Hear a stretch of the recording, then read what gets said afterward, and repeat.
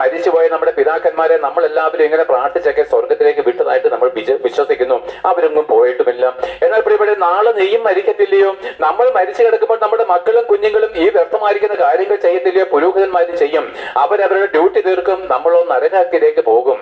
എന്നാൽ പ്രിയപ്പെട്ട, നരകാഗ്നിയിലേക്ക് പോകാതിരിക്കേണ്ടതിന് നിങ്ങൾ പുതിയ നിയമത്തിലേക്ക് വരണം. എന്താണ് പുതിയ നിയമം? മുമ്പിൽ ഉദ്ധരിച്ച വചനം ഒരിക്കൽ കൂടെ പറയാം. തന്റെ ഏകജാതനായ പുത്രനിൽ വിശ്വസിക്കുന്ന ഏവനും നശിച്ചു പോകാതെ നിത്യജീവൻ പ്രാപിക്കേണ്ടതിന് ദൈവം അവനെ നൽകുവാൻ തക്കവണ്ണം നമ്മളെ സ്നേഹിച്ചു. എന്നിട്ടോ പറയുന്നു, ന്യായവിധി എന്നതോ വെളിച്ചം ലോകത്തിലേക്ക് വന്നിട്ടും നാം വെളിച്ചത്തേക്കാൾ ഉപരി ഇരുട്ടിനെ അല്ലെങ്കിൽ ലോകത്തെ സ്നേഹിച്ചതത്രേ.